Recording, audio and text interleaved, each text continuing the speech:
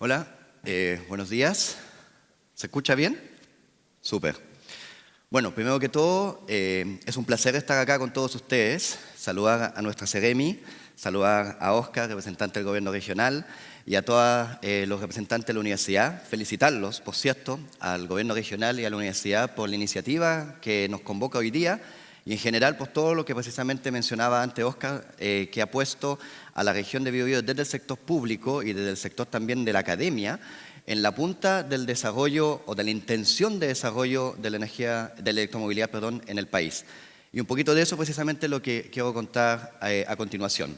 Además, quisiera transmitir el saludo de nuestro ministro, quien lamentablemente no los pudo acompañar el día de hoy porque tuvo un choque de agenda y por eso me pidió especialmente que pueda venir a presentarle lo que estamos realizando desde el Ministerio y en general, desde el Gobierno Central en torno a electromovilidad, pero más en su conjunto desde el Estado, diría yo, donde el Estado lo componemos el Gobierno Central, los gobiernos regionales y los gobiernos territoriales, es decir, los gobiernos municipales.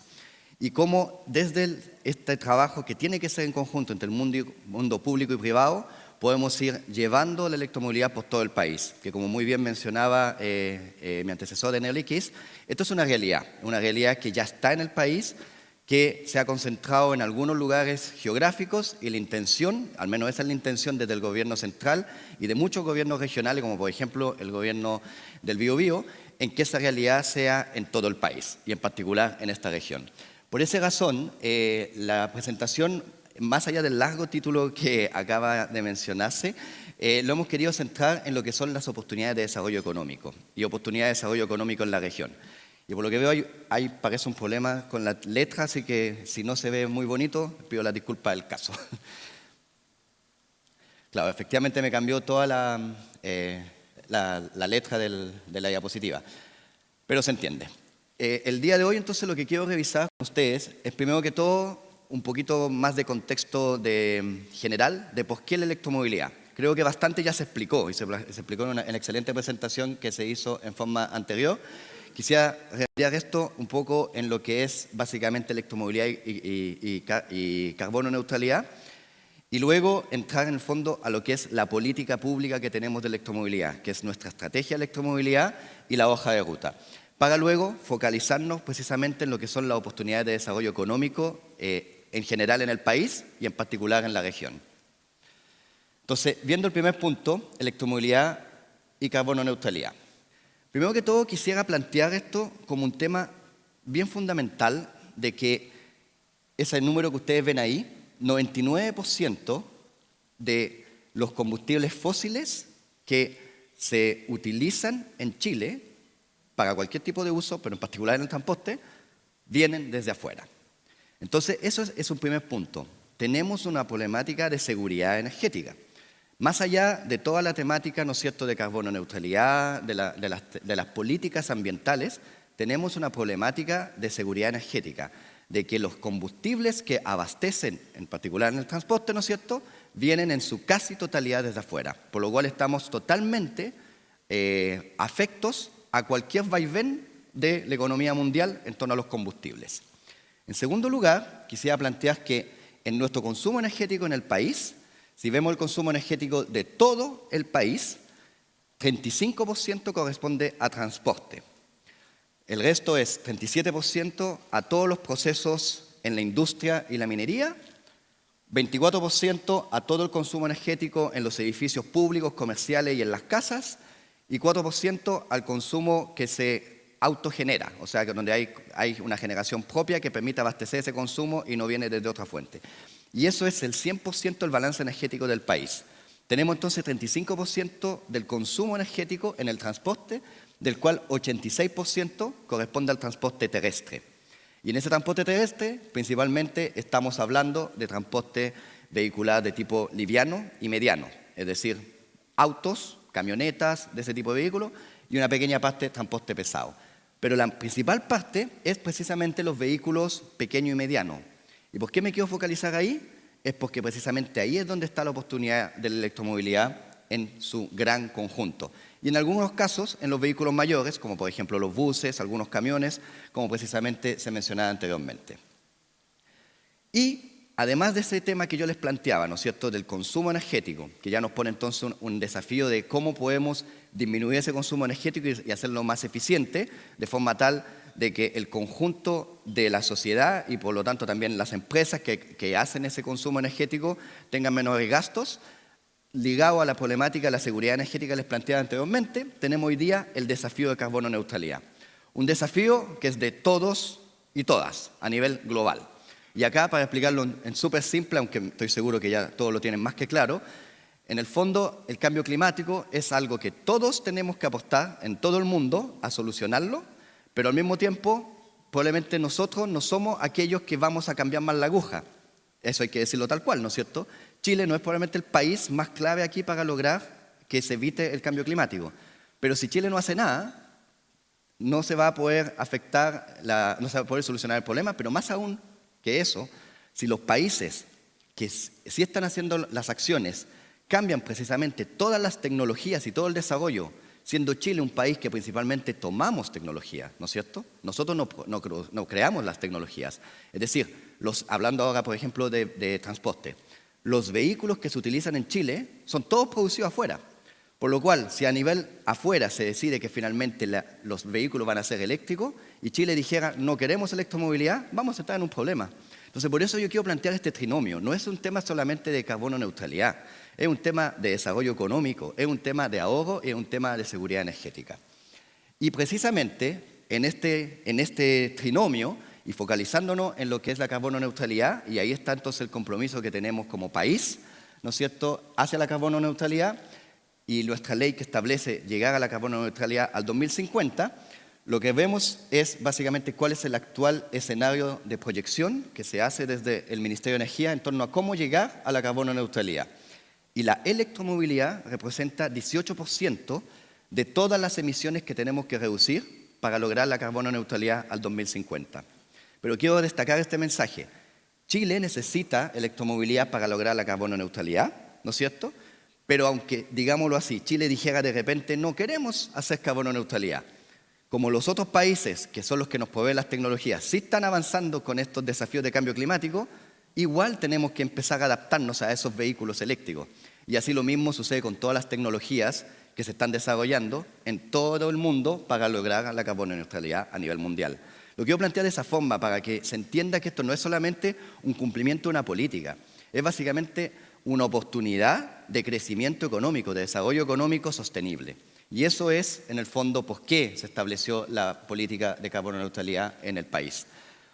Y ahora centrarme en los beneficios en particular de la electromovilidad, que un poco lo he estado mencionando en todo lo que he mencionado. Primero que todo, cambio climático, ¿no es cierto? 18% de electromovilidad, 18% de la reducción de emisiones provienen desde la electromovilidad. Segundo, calidad de aire. Los vehículos eléctricos, tal como se mencionaba en la presentación anterior, no emiten en el lugar donde se están utilizando.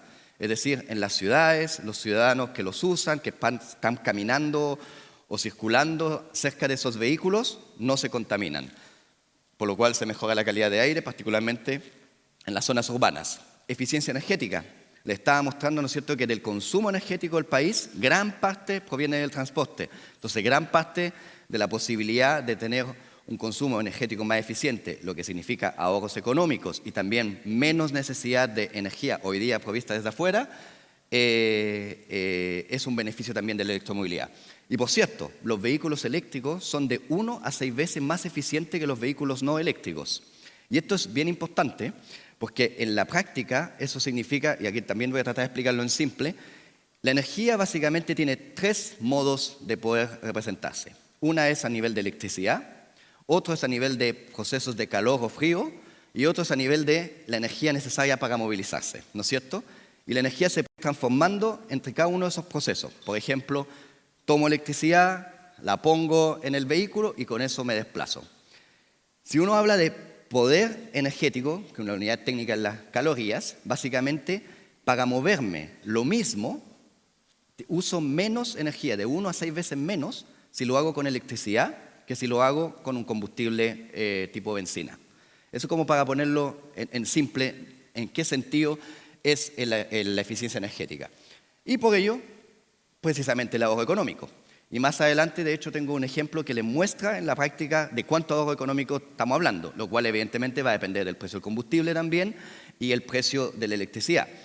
Pero, en general, en la cantidad de poder de energía que se necesita es de 1 a 6 veces menos. Entonces, ya con eso tenemos claro que hay un ahorro económico, ¿no es cierto? Y el último punto que aquí tengo en la lista, que ya lo mencioné, ¿no es cierto? Seguridad energética. Recuerden, más del 99% de los combustibles fósiles son importados. Pero como muy bien se explicaba en la presentación anteriormente, para que la electromovilidad funcione, no se trata solamente de pongo el auto eléctrico o el bus eléctrico y listo, tengo electromovilidad. Se necesita lo que se llama un ecosistema. Un ecosistema que esté en torno al vehículo eléctrico que permite que la electromovilidad se dé. Y ese ecosistema no se construye de la noche a la mañana, sino que tiene que ser un trabajo serio entre todo el sector público y privado para que se vaya dando en forma ordenada y adecuada. ¿Cómo hemos ido construyendo ese ecosistema en el país? Es lo que les vengo a contar a continuación y qué es lo que estamos haciendo desde el Gobierno central para que ese ecosistema pueda desarrollarse en todo el país. ¿Cuál es ese ecosistema? Voy a ir en orden de lo que está aquí en la diapositiva. Primero que todo, partiendo por el de más abajo, infraestructura de carga. Necesitamos que haya un lugar, tal como se mencionaba, ¿no es cierto?, con las fotitos y los ejemplos que desgraciadamente hoy día están concentrados en Santiago, efectivamente, un lugar donde cargar el vehículo. Y ese vehículo se puede cargar en un lugar público o en un lugar privado. Además, necesitamos redes eléctricas, como se mencionaba, ¿no es cierto?, que provean la electricidad. Necesitamos también todo un servicio de postventa, de mantenimiento, de provisión de repuestos a estos vehículos, a estas tecnologías. Y por lo tanto, se genera todo un ecosistema también de toda la cadena de valor que pueda generar servicios o proveer partes, ¿no es cierto?, a estos vehículos. Se necesita financiamiento de distinto tipo para poder invertir en el capital necesario para los vehículos y para la infraestructura de carga. Se necesita capital humano, se necesita educación, se necesita perfiles de formación, ¿no es cierto? Y por último, quizás mencionar lo de los puntos acá, se necesita políticas también de economía circular, de reciclaje de los materiales una vez que ya los vehículos y los componentes de los vehículos terminan su vida útil. ¿Cuál es la situación en el mundo? ¿Y dónde estamos nosotros en temas de electromovilidad? Mi disculpa por la diapositiva que está en inglés porque es una fuente de la Agencia Internacional de Energía, pero la quise traer el día de hoy para mostrar dónde estamos y un poco poner en contexto justamente lo que estaba mencionando.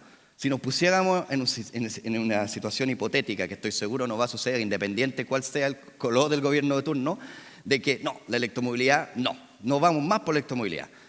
El sector privado igual va a ir por electromovilidad. ¿Por qué? Porque lo que estaba explicando precisamente, porque los vehículos que se traen a Chile son todos desde afuera y los países que los producen están yendo en forma agresiva hacia la electromovilidad, por lo cual Chile también tiene que ir hacia la electromovilidad. ¿Y dónde estamos? Bueno, estamos, como se dan cuenta, bueno, primero que todo explicarle la diapositiva. En la parte superior tenemos la regulación de vehículos livianos y medianos, y en la parte inferior la regulación de vehículos pesados.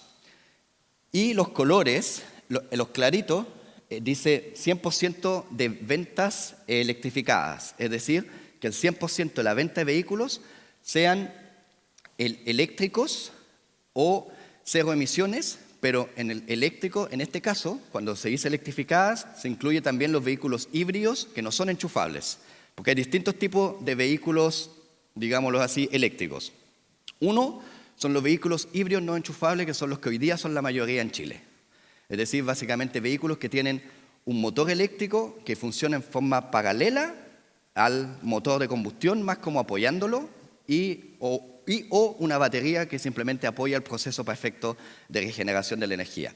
Pero ese vehículo no tiene ninguna interacción con la red eléctrica, por lo cual en ningún momento el vehículo funciona solamente con electricidad, sino que es más bien proceso de acompañamiento con el combustible que va cargando la batería, etc. Hay distintas tecnologías, pero ese vehículo en la práctica es poco eléctrico.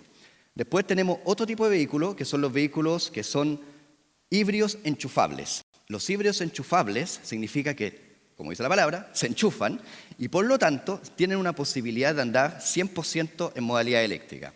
Pero esos vehículos hoy día en el mundo, en el mercado, ¿no es cierto?, son vehículos con baterías pequeñas, principalmente pensados para pequeños recorridos, en general, para un usuario en una ciudad pudiera ser suficiente, dependiendo cuánto recorre en el día, evidentemente, pero además tiene la posibilidad de no utilizar electricidad y utilizar un motor convencional y por lo tanto no tiene la problemática de que su autonomía dependa de la autonomía de la batería. En el entendido de autonomía, de cuánto puedo circular hasta que me quede sin energía. O sea, hablando de un vehículo convencional, cuánto puedo circular sin que se me vacíe el estanque. Hablando de un vehículo eléctrico, cuánto puedo circular sin que se me vacíe la batería. El híbrido enchufable tiene esa doble modalidad. Y después están los eléctricos. Los eléctricos, como dice la palabra, son solo eléctricos, esos no usan nada de combustible. Y cuando hablamos de vehículos cero emisiones, son vehículos que también son, como dice su palabra, cero emisiones, pero que no son eléctricos, sino que usan combustibles con cero emisiones, o sea, combustibles renovables, como por ejemplo el hidrógeno verde. Y algo que me faltó mencionar, pero quizás se dieron cuenta en la lámina de la carbono neutralidad, hablaba de 18%, de la carbono neutralidad, digo bien, 18% para electromovilidad, pero había otro 20% bajito que hablaba de hidrógeno verde, ¿no es cierto? Bueno, hidrógeno verde o sus derivados son combustibles libres de emisiones.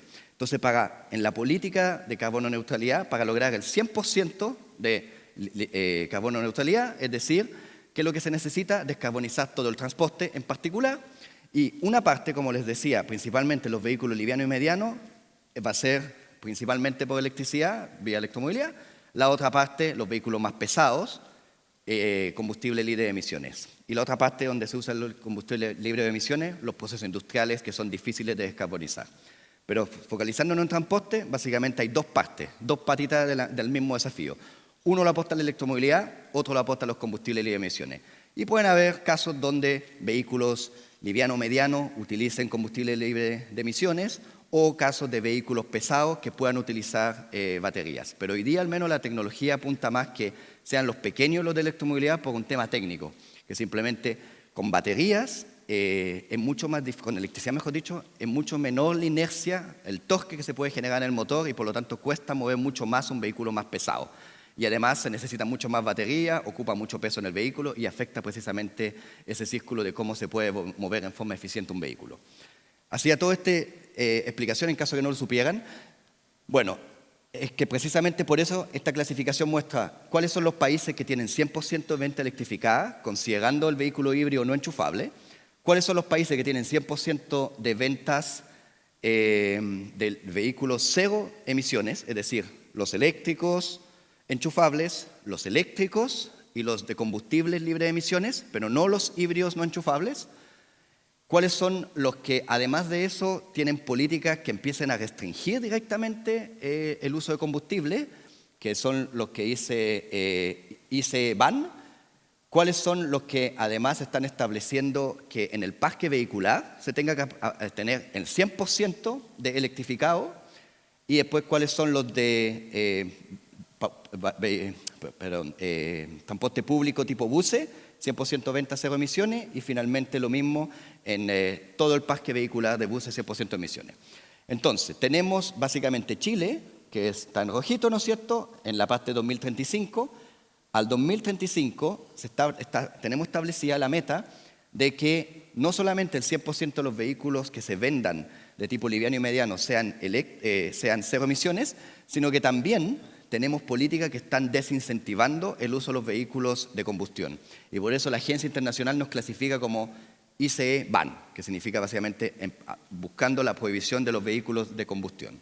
Y al 2045 tenemos el caso de 100% de vehículos de venta cero emisiones en el caso de vehículos pesados. Si lo ven comparado a los países que son productores de vehículos, estamos más o menos en los plazos y estamos probablemente en la delantera respecto a los países de la región. Bueno, después de haber hecho este contexto, pasemos entonces a nuestra política, precisamente debido a este contexto. Nuestra política, como les decía al inicio, se fundamenta en lo que es la estrategia de electromovilidad y la hoja de ruta. Y es una política de Estado. Y eso es fundamental, porque estas grandes transformaciones no pueden depender de un gobierno de turno, independiente del tamaño del gobierno, si sea central o regional o comunal. Lo ideal es que sean de Estado y que puedan tener continuidad. Y por eso, precisamente, partiendo de la Estrategia Nacional de Electromovilidad que se emitió en el gobierno anterior, Nosotros hemos tomado esa estrategia y hemos hecho la hoja de ruta de implementación de esa estrategia durante el periodo de mandato. ¿Qué es lo que estableció la estrategia? Bueno, estas metas que ven aquí en la diapositiva, que precisamente son las metas que ha utilizado la Agencia Internacional de Energía para posicionarnos en esa gráfica que yo les mostraba, que es que al 2035 el 100% de las nuevas incorporaciones en el transporte público urbano sea eléctrico y el 100% de los vehículos tipo liviano y mediano y el 100% de las ventas de vehículos cero emisiones en vehículos livianos y medianos en general. Por eso hablamos de 100% vehículos cero emisiones, pero como les comentaba, la IEA nos ubicó con ICE Van. ¿Por qué? Porque ya tenemos nosotros un estándar de eficiencia energética que además está penalizando a las empresas que traigan vehículos ineficientes y que está bonificando a las empresas que traigan vehículos eléctricos, con el objetivo de que precisamente las empresas empiecen a traer mucho más vehículos eficientes y eléctricos y cada vez vaya trayendo menos vehículos de combustión. Primero los vehículos de combustión ineficientes y finalmente ya no traiga vehículos de combustión. Entonces esa política, el estándar de eficiencia energética que la voy a mencionar en un ratito más, nos posiciona en los países que ya están poniendo básicamente prohibiciones hacia los vehículos de combustión. Y después tenemos el 100% venta al 2045 de los vehículos pesados, que les mencionaba, ¿no es cierto?, en el anterior, y entre medio metas para el 100% de venta de vehículos para uso de maquinarias mineras, forestal, construcción agrícola, básicamente los sectores productivos. Y esta estrategia, que estableció esas metas, estableció acciones que se tienen que implementar por distintos actores en 4 ejes. ¿Cuáles son esos ejes? Bueno, primero que todo el trabajo relacionado a incentivar medios de transporte sustentable y proveer financiamiento para ese medio de transporte sustentable, partiendo principalmente de vehículos de flota, o sea, de uso en el sector productivo, y vehículos de transporte público. ¿Por qué? Porque cuando un vehículo tiene larga utilización, o sea, alta utilización de kilometraje en el día, digámoslo así, pasa a ser mucho más eficiente económicamente. O dicho en otras palabras, la rentabilidad de un vehículo eléctrico debido a sus costos aumenta si se utiliza mucho más y por lo tanto pasa a ser un buen negocio utilizar un vehículo eléctrico en vez de un vehículo de combustión. Esa es la razón por la cual precisamente en la diapositiva anterior se mostraba de que en el sector privado ha despegado con fuerza en Santiago los vehículos eléctricos, principalmente en flota, en las industrias, en las empresas, porque son vehículos que se utilizan mucho y por lo tanto son eficientes. ¿Por qué no está pasando en la región? Ese es el desafío precisamente que tenemos que empezar a abordar, aunque sí está pasando, pero probablemente en cantidad mucho más en Santiago, más allá de la problemática evidentemente de que la población esté concentrada en un lugar versus otro y donde estén concentradas las empresas. Pero en concreto existe la oportunidad en todos los que son los vehículos de flota hoy día de tener precisamente esos ahorros económicos que yo mencionaba como beneficios. Luego el eje 2 es porque esto es como el huevo y la gallina, y precisamente esa es otra razón probablemente por la cual no está pasando tan fuertemente. Se necesita infraestructura, y la infraestructura no va a llegar hasta que la gente no empiece a utilizar vehículos eléctricos. Y si la gente empieza a utilizar vehículos eléctricos, se va a generar esa sinergia positiva de la necesidad de instalación de cargadores, que también voy a mencionar al respecto en unos minutos cuál es la oportunidad en sí que genera este desarrollo de crecimiento económico. El tercer eje es toda la parte precisamente de capital humano, y ahí es rol fundamental lo que hace la universidad, lo que hacemos precisamente, hacen ustedes con este evento, y por eso mencionaba al inicio que es un placer tremendo estar aquí contándoles cuál es la situación país y en particular lo que estamos haciendo desde el Estado para el impulso de la electromovilidad. Y finalmente, donde todos somos responsables, sector público-privado, difusión, información, articulación, generar redes, ¿no es cierto?, nuevamente, objetivo de un evento como este. Bueno, de esa estrategia entonces nosotros establecimos la hoja de ruta de electromovilidad. Pero ¿cómo la establecimos? Haciendo mesas regionales de electromovilidad, donde se discutió precisamente qué cosas se debieran priorizar, eso se hizo al inicio de nuestro mandato, en los próximos años, con tal de ir implementando esta estrategia. Y la hoja de ruta se construyó en base a 5 pilares, que son los 5 pilares que ustedes ven en los círculos azules. ¿Cuáles son esos 5 pilares? Bueno, primero que todo, precisamente por lo que estaba mencionando anteriormente del huevo y la gallina, foco principal en infraestructura de carga. Tenemos que avanzar con fuerza hacia la infraestructura de carga. ¿Y por qué? Porque lo que queremos, y eso ya es la definición de nuestro gobierno, no queremos fomentar un aumento del parque vehicular, queremos fomentar una reconversión del parque vehicular. Entonces no queremos fomentar en particular de que la gente compre un segundo vehículo, pero no lo use como su vehículo principal porque no siente la seguridad de poder circular por todo el país. Por eso el foco está en, primero, asegurar que uno pueda circular por todo el país con un vehículo eléctrico. Y ahí es donde estamos poniendo el foco de los recursos públicos, infraestructura de carga. Segundo, por lo que estaba mencionando precisamente del beneficio, además del beneficio público, ¿no es cierto?, del transporte público, pero el beneficio del uso mayor, de la rentabilidad de la inversión de un vehículo eléctrico cuando se utiliza mucho más, y eso sucede precisamente en los vehículos de transporte público, foco en el transporte público y en descentralización, de que esto no suceda solamente en Santiago. Otro foco, educación y capacitación, generar el capital humano para que la electromovilidad se desarrolle en todo el país. Seguridad vial, porque como bien se mencionaba, el vehículo eléctrico es otro tipo de vehículo. Y entonces todo lo que está relacionado a la seguridad del uso del vehículo por parte de los usuarios, pero también la seguridad de todas las entidades involucradas en el ecosistema del transporte, que estén suficientemente capacitados y estén todas las reglas claras para los procedimientos. Por ejemplo, en el caso de un accidente, en un caso de emergencia, que los bomberos sepan cómo actuar frente a un vehículo eléctrico, que no son los mismos procedimientos que con un vehículo de combustión.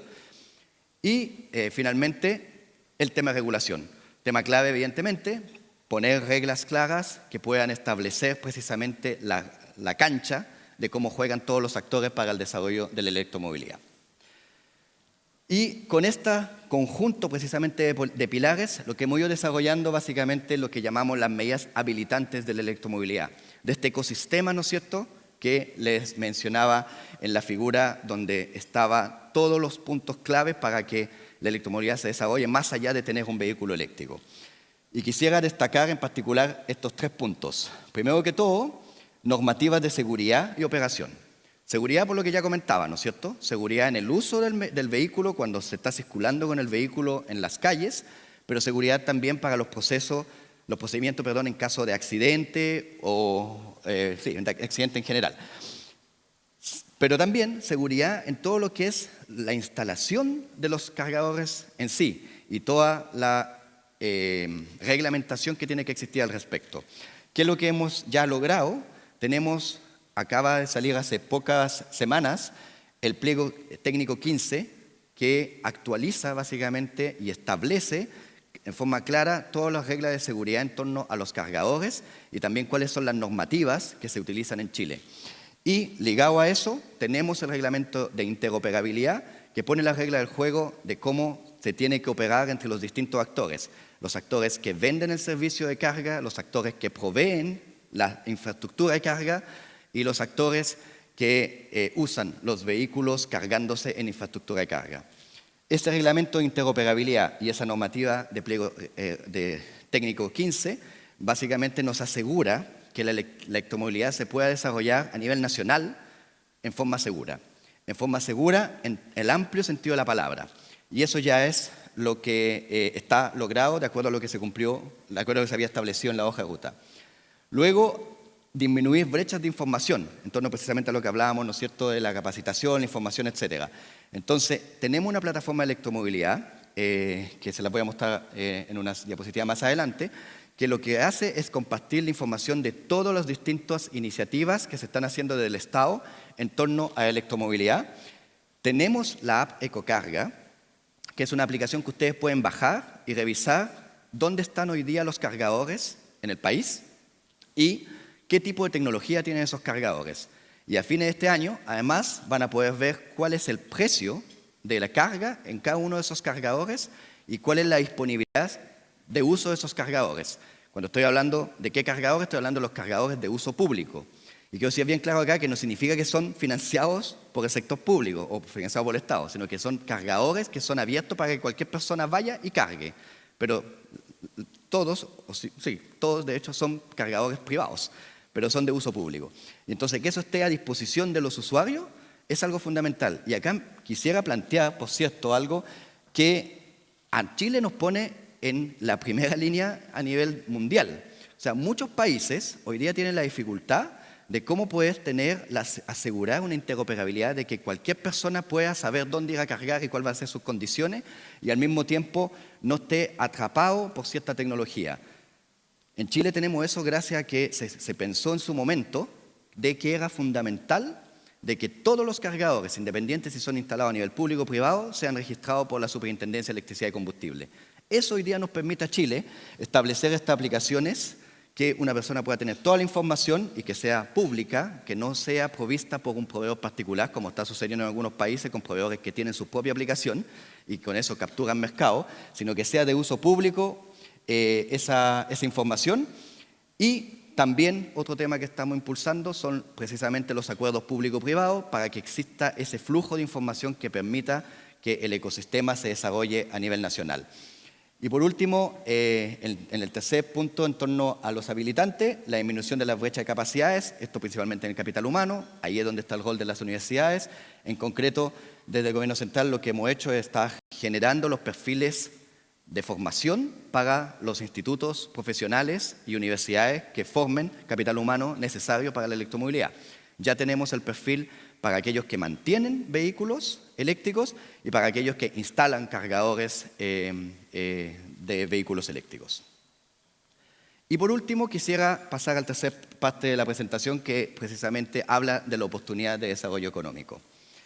Y para ello, quiero mostrar un contexto de lo que bastante se mencionó en la presentación anterior, de dónde se está concentrando hoy día el desarrollo de la electromovilidad. Estas son figuras del año pasado, actualizado el año pasado exacto, de lo que es, no, a principios de este año, enero, de la plataforma de la Superintendencia de Electricidad y Combustible, que precisamente gracias a lo que estaba mencionando nos permite tener esta información de uso público. En la parte izquierda tenemos cuál es la penetración de vehículos eléctricos según tipo eléctrico, que son los BEV, buses eléctricos, híbridos enchufables, que son estos que les decía que pueden andar también con combustión, y camiones eléctricos. Como se dan cuenta, sigue siendo todavía menor comparado a la cantidad del parque vehicular, pero con un crecimiento muy acelerado, donde la principal parte de la electromovilidad hoy día, casi un tercio, pero igual sigue siendo la principal, son los vehículos eléctricos, principalmente livianos y medianos.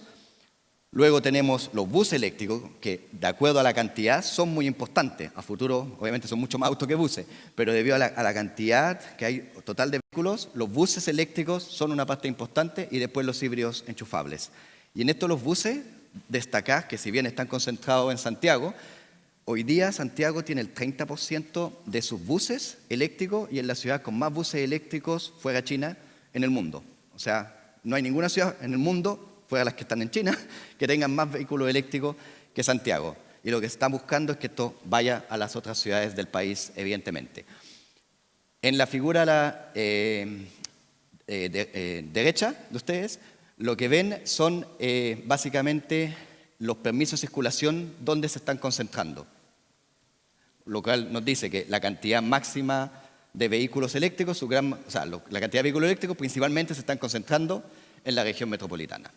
Y después tenemos las otras regiones con un segundo nivel, precisamente Biobío, Coquimbo. O sea, la región del Biobío sí está en la delantera, todavía detrás de Santiago, evidentemente, pero es la región y no es gratis. Es precisamente por lo que yo mencionaba al inicio.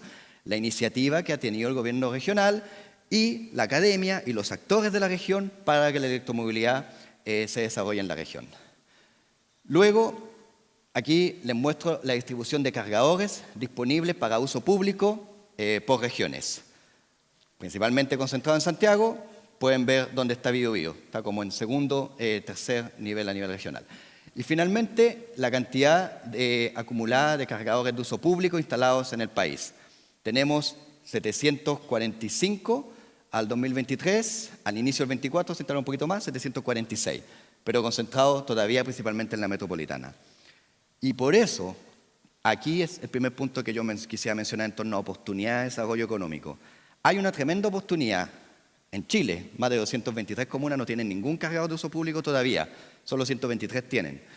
Pero en la región en particular, precisamente por lo que estaba mostrando acá, hay una oportunidad tremenda de desarrollo de infraestructura de carga. Y esa oportunidad es una oportunidad para los privados.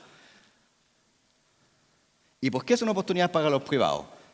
Porque establecimos de que, el país establecimos de que cualquier persona puede instalar un cargador y ponerse a vender el servicio de carga. No es una peyorativa exclusivamente de alguna empresa particular, como en el caso de la distribuidora eléctrica, sino que cualquier empresa puede llegar a instalar cargadores como un servicio y ponerse a vender esa energía. Lo están haciendo automotoras, lo están haciendo empresas de provisión de combustible, o sea, gasolineras, lo están haciendo malls comerciales, lo están haciendo industrias particulares que prefieren aumentar su ingreso vendiendo energía, además de proveer a su flota, a terceros, etc. O sea, hay múltiples posibilidades de inversión en instalación de infraestructura de carga. No es exclusivamente la oportunidad para un sector. La distribuidora eléctrica provee la electricidad, pero la infraestructura en sí la puede proveer cualquiera. Y las tecnologías de infraestructura, si bien existen muchos tipos, además existen muchos proveedores también, y están creciendo en el país. Y entonces, en el fondo, cualquier empresa puede contratar una empresa que le traiga sus cargadores, ¿no es cierto? Y eventualmente una empresa que le monte el sistema, o esa misma empresa se pone a vender la energía. Y obviamente, si es una empresa que está comprándole a una distribuidora particular, va a pagarle la cuenta a esa distribuidora particular, pero al precio que vende la energía, ahí tiene una posibilidad de marginar, porque ahí está precisamente la magia del tema. La forma más barata de cargar, hablándolo económicamente, es en la casa, pero se demora. Si ustedes quieren cargar rápido, tienen el costo-oportunidad de tener que pagar un poquito más para cargar en menos tiempo. Entonces ahí tiene la oportunidad el privado de cualquier tipo de invertir en infraestructura de carga. Y ahí tenemos ese ecosistema sinérgico positivo, ¿no es cierto?, de que la infraestructura lleva más vehículos piden más infraestructura, y etcétera, etcétera, etcétera. Cualquier persona puede instalar cargadores eléctricos, porque no es un servicio regulado y por lo tanto la tarifa de carga la puede definir cualquiera, es simplemente competencia de mercado. Y la gracia es que cuando ustedes instalen su cargador van a tener que informar, porque eso lo estableció el reglamento de interoperabilidad, a qué precio. Entonces cualquier usuario puede ver una app, cuál es el precio, dónde está el cargador, me conviene ir a cargar allá. Y por último, el reglamento además de interoperabilidad estableció facilidades para aquellas zonas que están más alejadas y por lo tanto pueden tener problemas de comunicación de tipo IT.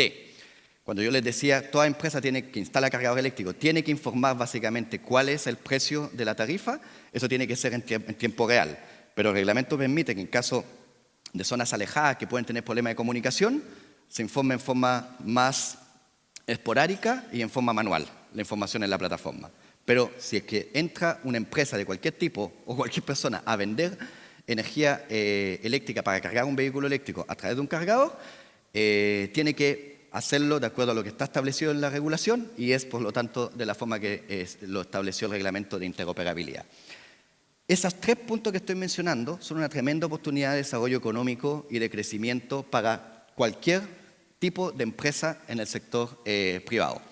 Y en el caso de la derecha hay un ejemplo, donde precisamente esa alianza público-privada, pues, en este caso es privada-privada en realidad, puede generar beneficios mayores.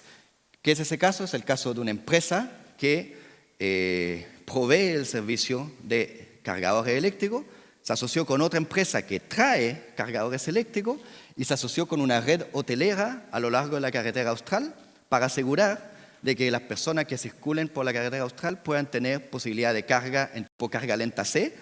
¿Se acuerdan que en la presentación anterior se mencionaba 3 tipos de carga? En la casa, lenta C y rápida. Bueno, la lenta C está asegurada cada 60 kilómetros, si no me equivoco, en la carretera austral.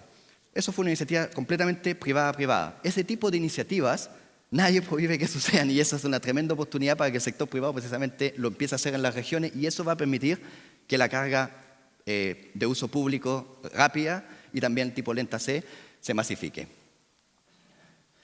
Y las personas ¿Por qué debieran estar utilizando vehículo eléctrico? ¿O por qué lo harían? Más que debieran, ¿por qué lo harían? Simplemente por razones económicas. Entonces, nuevamente, oportunidad de desarrollo económico.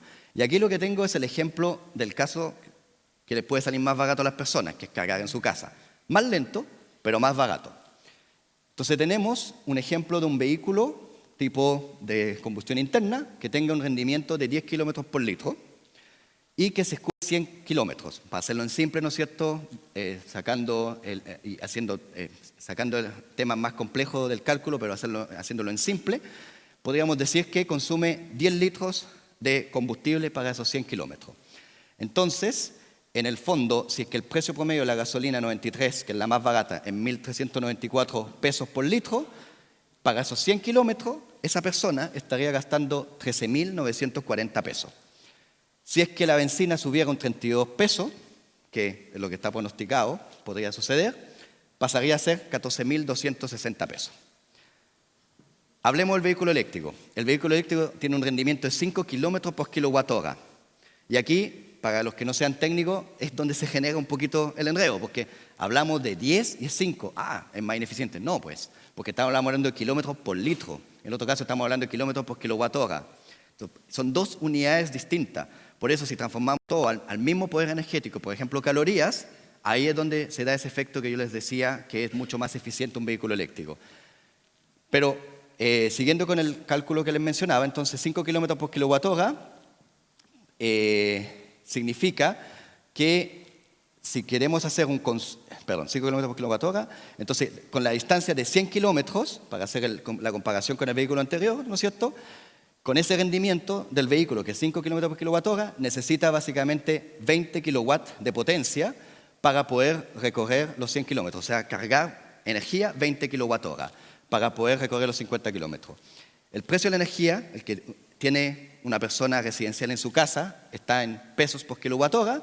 Entonces, si el precio de la energía es 190,894 pesos por kilowatt-hora, un ejemplo de una tarifa tipo BT1 en el sector residencial, entonces para los 100 kilómetros, para el mismo rendimiento en sentido de utilización, uso de 100 kilómetros, estaría gastando 3.818 pesos en vez de los 13.940 pesos.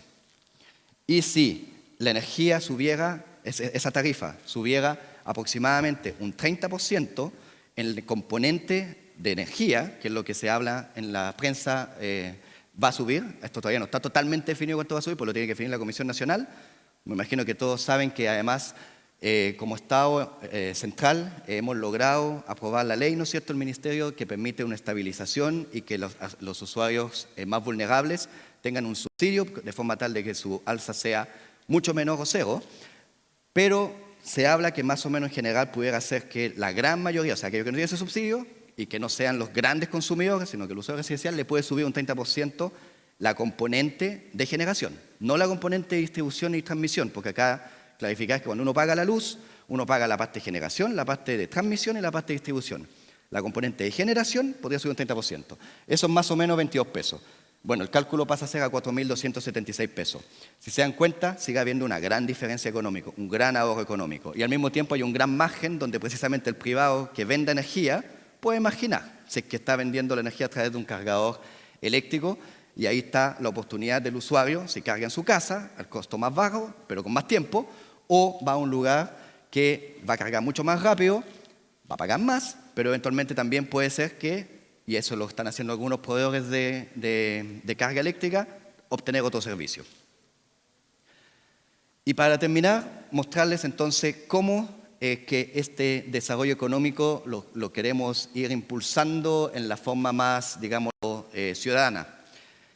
Tenemos entonces esta plataforma de electromovilidad que muestra todas las oportunidades de pilotos que se están dando, toda la información. Se puede descargar esta app EcoCarga que les mencionaba, donde pueden ver la disponibilidad de todos los cargadores eléctricos y a fin de año las tarifas de carga de esos vehículos, de esos cargadores, y además toda la información reglamentaria, leyes, política, etcétera, en esa dirección de nuestra página web del Ministerio de Energía. Además, también tenemos en esa otra dirección todas las líneas en general de financiamiento del sector público para el desarrollo de eficiencia energética y energía renovable en la industria. Pero en particular quisiera destacar lo que hoy día está ofreciendo Banco Estado, que tiene líneas especiales de financiamiento para electromovilidad, y Cercotec, que también tiene líneas especiales de financiamiento para electromovilidad para aquellas empresas del tamaño de acción a donde se focaliza Cercotec. Y, por último, en el sentido de incentivos desde el gobierno central, tenemos, bueno, primero que todo, incentivo para buses eléctricos y licitaciones, que es impulsado por el Ministerio de Transporte, ¿no es cierto? Lo que busca es que las flotas de buses sean eléctricos. Ya les mencionaba el gran caso de éxito en Santiago. La hoja de ruta de electromovilidad, que es la política de nuestro gobierno, apunta a que esta electromovilidad a nivel de buses se pueda desplegar por otras regiones, y está en carpeta la llegada entonces de buses eléctricos a la región del Biobío, y desarrollo de electroterminales de carga como una infraestructura bajo el modelo de las concesionarias, digámoslo en simple. Básicamente, el privado invierte en esas infraestructuras de carga para los buses, pero después de un cierto tiempo va a ser de propiedad del Estado, y esa inversión está pagada a través de la tarifa del bus, de que pagan los usuarios del bus, tal como en las autopistas, los usuarios que usan la autopista la pagan con el peaje. Pero además tenemos un programa directamente de subsidio a el vehículo eléctrico en la transporte de uso menor, como Estado me refiero, que se divide en dos partes.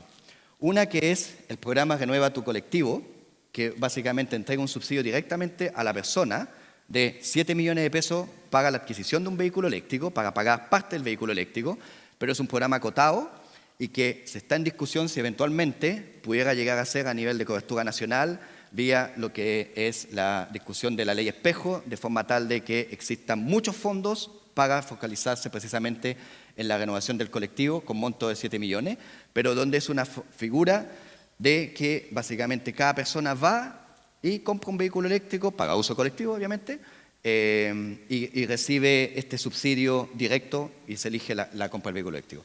Pero hay otro programa, que es el programa que estamos haciendo desde el Ministerio de Energía, y es un programa que ya existe, que de hecho ya lleva 3 versiones en la región metropolitana y está teniendo sus primeras versiones a nivel regional, y que, como mencionaba Oscar, precisamente queremos iniciarlo ya aquí en la región de Biobío.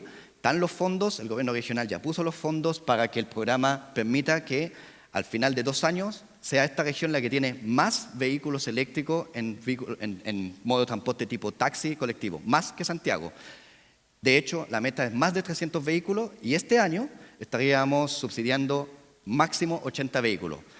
Digo máximo suponiendo un subsidio promedio de cuánto es el precio que se hace en la adjudicación, porque ahí la gracia de este programa, en vez de que cada persona va y compra un vehículo, se hace ofertas al por mayor de parte de los proveedores, y eso lo centraliza el Ministerio de Energía junto con su agencia implementadora, que es la Agencia de Sostenibilidad Energética, para recibir mejor precio desde los proveedores.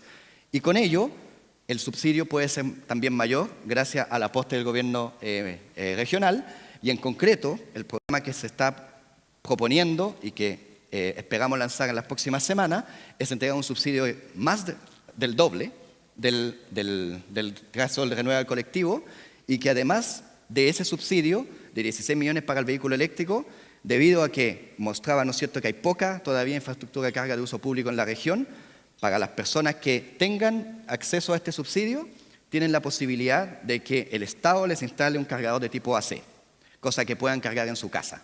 Los taxistas, obviamente, no estoy hablando de cualquier usuario, los taxistas.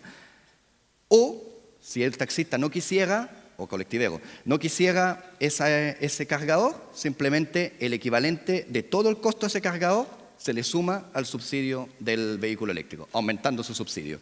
Con eso ustedes ven cómo con fuerza esta región, gracias al impulso del gobierno regional, con este programa puede ponerse en la delantera de penetración de electromovilidad en el transporte de tipo colectivo taxi.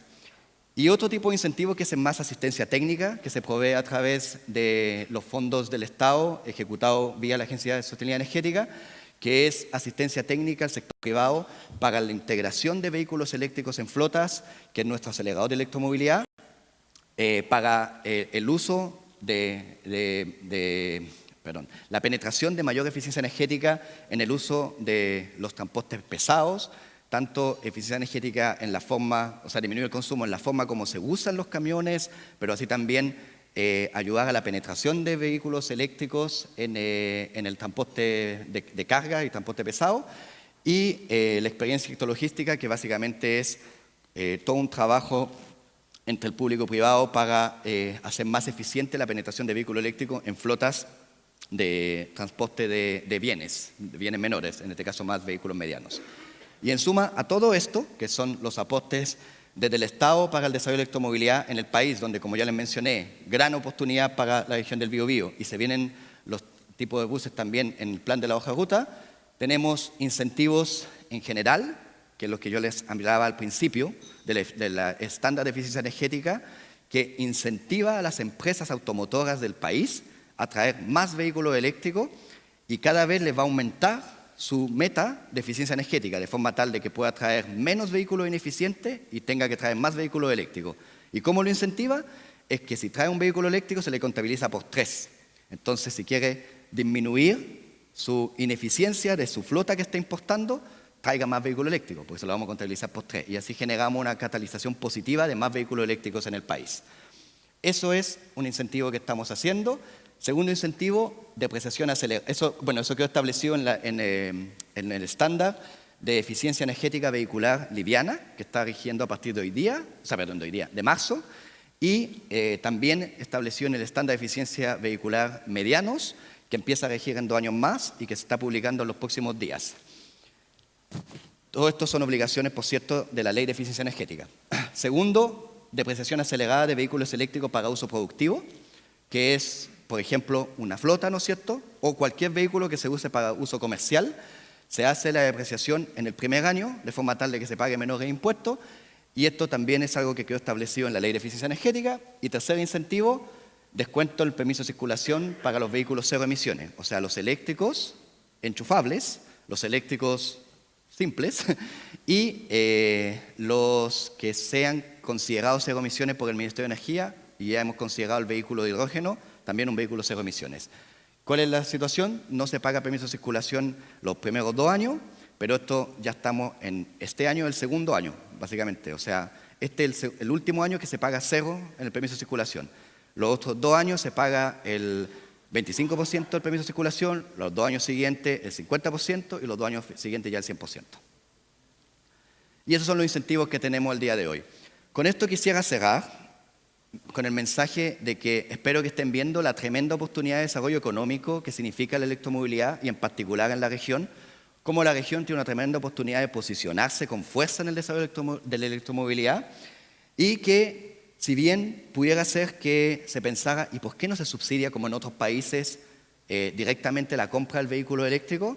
Bueno, al menos la política de nuestro gobierno, como yo les decía, es: primero que todo, tenemos que fortalecer la infraestructura de carga para asegurar un recambio vehicular y no un aumento del parque vehicular. Y por eso hoy día los fondos del Estado para efecto de electromovilidad están focalizados en infraestructura de carga, generar las capacidades humanas y impulsar el uso del vehículo eléctrico en transporte público y de flota de empresas. Muchas gracias a todos y a todas por su atención.